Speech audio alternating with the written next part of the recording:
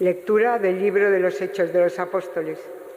En aquellos días, mientras Pedro y Juan hablaban al pueblo, después de que el paralítico fuese sanado, se le presentaron los sacerdotes, el jefe de la guardia del templo y los saduceos, indignados de que enseñaran al pueblo y anunciaran en Jesús la resurrección de los muertos. Los apresaron y los metieron en la cárcel hasta el día siguiente, pues ya era tarde. Muchos de los que habían oído el discurso creyeron. Eran unos 5.000 hombres.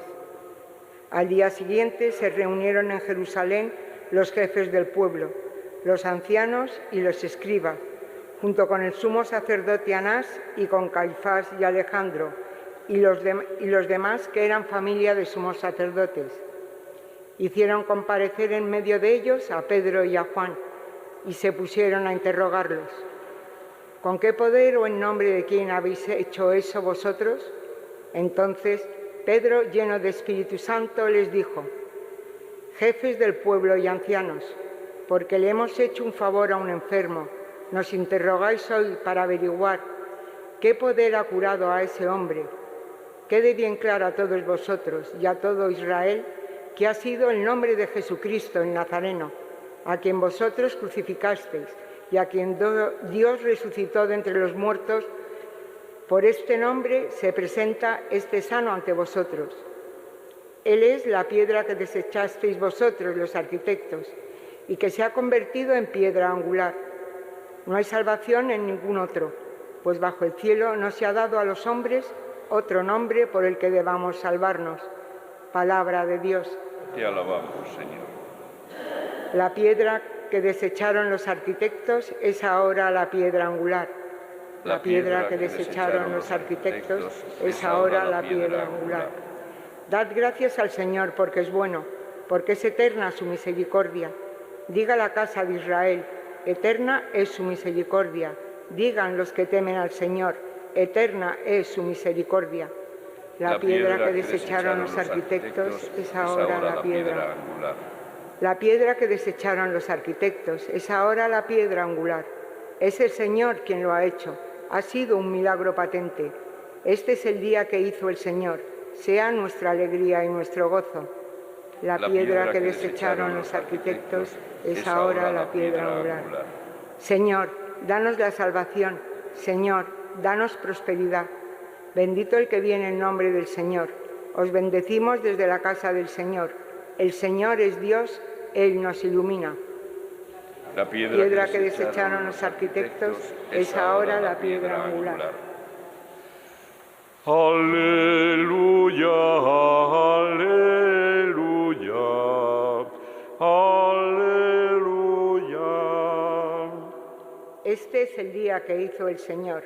Sea nuestra alegría y nuestro gozo. Aleluya, aleluya, aleluya.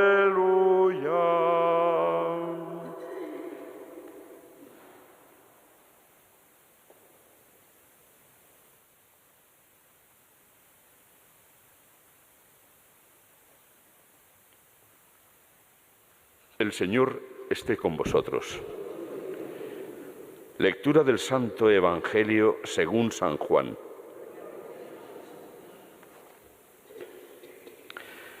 En aquel tiempo Jesús se apareció otra vez a los discípulos junto al lago de Tiberíades, y se apareció de esta manera. Estaban juntos Simón Pedro, Tomás, apodado el Mellizo, Natanael, el de Caná de Galilea, los Zebedeos y otros 2 discípulos suyos. Simón Pedro les dice: me voy a pescar. Ellos contestan: vamos también nosotros contigo. Salieron y se embarcaron, y aquella noche no cogieron nada. Estaba ya amaneciendo cuando Jesús se presentó en la orilla, pero los discípulos no sabían que era Jesús. Jesús les dice: muchachos, ¿tenéis pescado? Ellos contestaron: no. Él les dice: echad la red a la derecha de la barca y encontraréis. La echaron y no podían sacarla por la multitud de peces. Y aquel discípulo a quien Jesús amaba le dice a Pedro: «Es el Señor». Al oír que era el Señor, Simón Pedro, que estaba desnudo, se ató la túnica y se echó al agua. Los demás discípulos se acercaron en la barca, porque no distaban de tierra más que unos 200 codos, remolcando la red con los peces.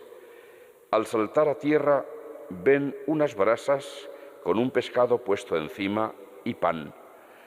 Jesús les dice: «Traed de los peces que acabáis de coger». Simón Pedro subió a la barca y arrastró hasta la orilla la red repleta de peces grandes, 153, y aunque eran tantos, no se rompió la red.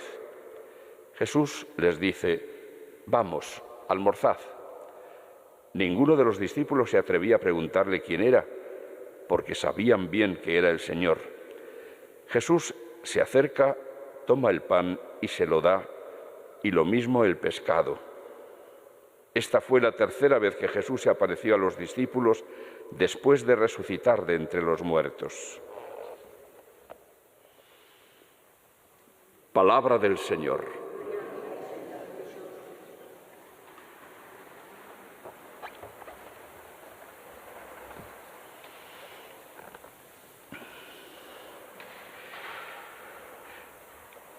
Como Jesús va a reprocharles a los discípulos y a nosotros hoy, somos tardos en comprender, somos tardos en aceptar, somos tardos en cambiar la configuración de nuestra mente ante la verdad encontrada. Nos cuesta mucho. Por eso Jesús sabía que con una sola aparición no podía convencerles de la verdad grandiosa, de que ya la muerte no era la última palabra, porque Él la ha vencido. Y tuvo que aparecérseles varias veces.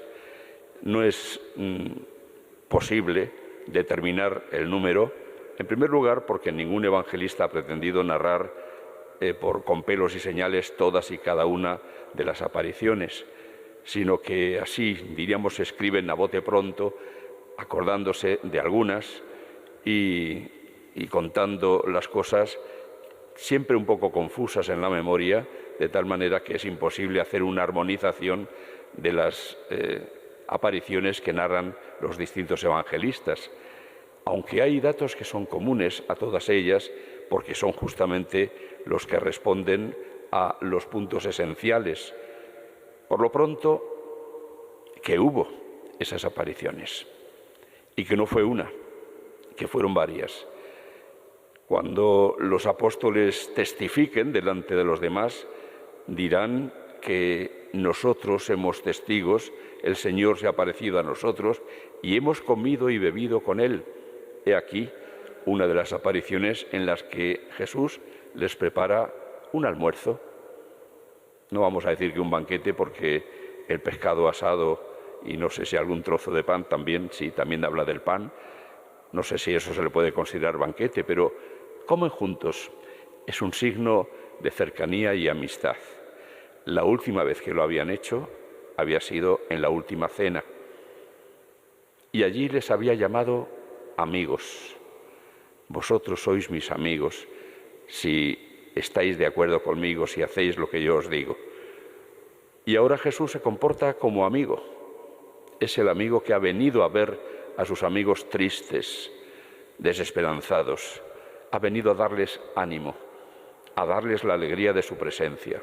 Como vemos en esta aparición, no hay ninguna enseñanza especial, como si la hubo el primer día que se apareció, el primer domingo, el primer día de la semana, cuando les da instrucciones, les da el Espíritu Santo con el poder de perdonar los pecados, etc. Aquí no, solo se hace presente, pero con una presencia que les va a recordar, sin lugar a dudas, su presencia de antes de la pasión. Esta pesca milagrosa les tenía que venir a la memoria, aquella otra pesca milagrosa que tuvo lugar después de que Jesús había subido a la barca de ellos y desde la barca había predicado a la multitud. Luego les dijo: remad mar adentro, echad las redes para pescar. En aquella ocasión Simón le había dicho: pero Señor, si hemos estado toda la noche bregando y no hemos pescado nada. Pero bueno, en tu palabra, fiados en ti, echaremos las redes. Y tuvieron una pesca abundantísima. ¿Cómo no acordarse ahora, cuando después de una noche bregando también sin haber pescado nada, Jesús les dice: echad la red a la derecha y tendréis? Y aquella red sale llena de peces. Pero llena hasta el punto de que dirá después un detalle, que eran tantos los peces y sin embargo la red no se rompió. ¿Cómo no recordar también que en aquella ocasión Jesús les dijo: venid conmigo y os haré pescadores de hombres? ¿No estará aquí también, aparte de contar el hecho de la pesca milagrosa, no estará también habiendo una alusión a ese oficio de pescadores que van a hacer más tarde? Por dos cosas, dos detalles. Uno, los pescadores de hombres, es decir, los apóstoles y sus sucesores, no serán capaces de pescar hombres si no es con la ayuda de Jesús. Es decir, si pretenden pescar en el mar siempre revuelto del mundo, por sus fuerzas, solo con sus fuerzas, no lo van a conseguir. Tiene que acompañar la acción de la gracia del Espíritu Santo en el corazón de los hombres para que la pesca pueda ser fructífera, para que haya quien efectivamente oiga el mensaje, crea y se una. A pesar, el otro detalle, a pesar de que eran tantos los peces, no se rompe la red. La red es aquí una figura de la Iglesia. En la Iglesia caben todos. Caben todos. No se va a romper la red, no se va a destruir la Iglesia, porque en ella haya muchos peces. Y además de toda clase de peces, unos mejores, otros peores. Jesús había aludido alguna vez en sus parábolas a que los pescadores, cuando llegan a tierra, hacen una selección. Se quedan con los peces mejores y los que no son mejores los devuelven al mar. Aquí todos caben. Todos somos pecadores. ¿Cuánto se parece la palabra pecador a pescador? Pues todos somos pescadores y pecadores. Todos cabemos en la Iglesia, porque Cristo ha venido precisamente a llamar a la conversión a los pecadores. Y para eso se sirve de los pescadores. He ahí el juego de palabras que nos está hablando del misterio de la Iglesia. ¿Por qué funda Cristo la Iglesia? Para poder seguir Él llamando a las personas y amando a las personas. Y eso a través de aquellos a quienes ha llamado y elegido para realizar esa misión. Después de esa pequeña demostración que les ayuda a los apóstoles a darse cuenta de que, como exclama Juan, es el Señor, entonces viene la alegría, el banquete.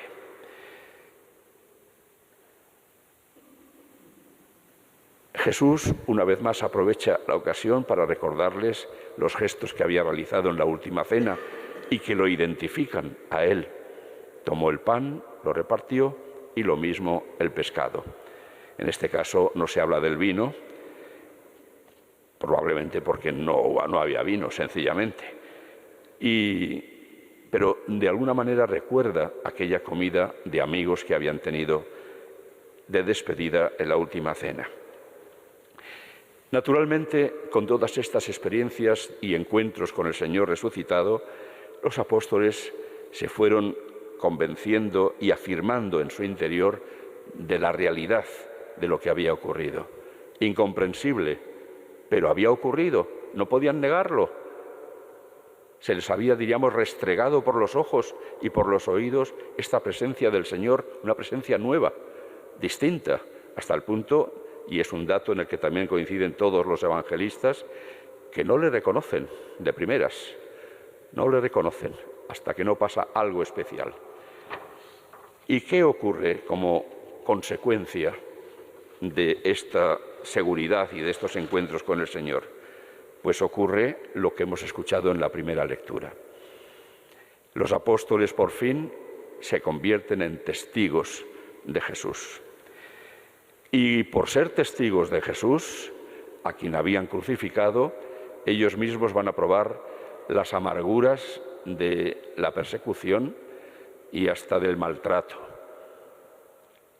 Están hablando al lado del templo, junto al paralítico que Pedro había curado con su palabra, cuyo relato hemos escuchado estos días anteriores, y las autoridades se indignan. ¿Se indignan por qué? Porque han curado a un enfermo. ¿Es algo malo eso? No, pero resulta que van en contra de los planes de ellos. Creían haber acabado de una vez para siempre con el que creían un falso Mesías, Jesús. Y mira por dónde no solamente no han acabado con él, sino que sus discípulos, que en su momento se escondieron muertos de miedo, ahora reaparecen y reaparecen haciendo lo que hacía Jesús, como testigos suyos. Los encierran en la cárcel y empieza, por lo tanto, el Calvario para los discípulos, que terminará también en su propia cruz, en su propia crucifixión o muerte de otras maneras. Todos ellos tuvieron ocasión de ser testigos de Jesús hasta la muerte. Quizá Juan no se sabe exactamente cómo terminó, pero todos los demás acabaron dando testimonio de sus palabras, de la veracidad de lo que contaban con sus vidas. Pedro, lleno del Espíritu Santo, habla entonces. Otro dato que recuerda una promesa que Jesús les había dicho cuando les anunciaba que ellos también iban a ser odiados por el mundo, como lo había sido él. Dice, cuando os convoquen ante las sinagogas, no preparéis un discurso de lo que habéis de decir, porque se os sugerirá por dentro lo que tenéis que decir.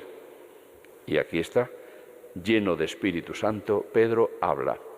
Pedro el pescador, el que no tenía formación ninguna, y mucho menos para hablar en público, pero ya ha perdido el miedo y lleno del entusiasmo del Espíritu Santo y de su experiencia de Jesús resucitado, anuncia lo que ha ocurrido. Y además, sin tener miedo, decir, vosotros lo crucificasteis, pero Dios lo ha levantado de entre los muertos.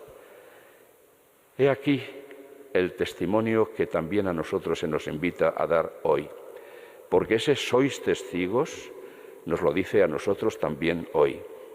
Como a nosotros se nos anuncia la resurrección y el triunfo de Jesús sobre la muerte, que es la realización primera de la promesa que se nos ha hecho a nosotros, también volveré y os llevaré conmigo para que donde yo estoy estéis también vosotros.